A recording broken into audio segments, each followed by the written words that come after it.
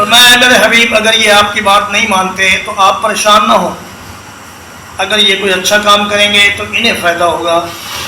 اور اگر یہ برائی کریں گے تو نقصان انہیں کو ہوگا، انہیں پر وبال پڑے گا، آپ کو کوئی نقصان نہیں ہوگا۔ اور وما ربک بظلام، ظلام مبالغے کا صیغہ ہے، لیکن یہ ہر وقت مبالغے کے لیے نہیں آتا، اس کے کچھ اور معنی بھی ہوتے ہیں، جیسے کہ سمان کہتے ہیں گھی والے کو، قطان کہتے ہیں روئی والے کو، اور حداد کہتے ہیں لوہے والے کو،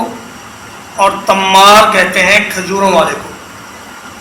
تو ظلام کا معنی یہ ہوا کہ اللہ تعالیٰ ظلم والا نہیں ہے، ذرا بھی ظلم اللہ اپنے بندوں پر نہیں کرے گا، نہ تو کسی کی نیکی ضائع کرے گا، نہ کسی کو بلا قصور سزا دے گا، اور نہ ہی کسی جرم کی سزا اس جرم کی نوعیت سے بڑھ کر دے گا۔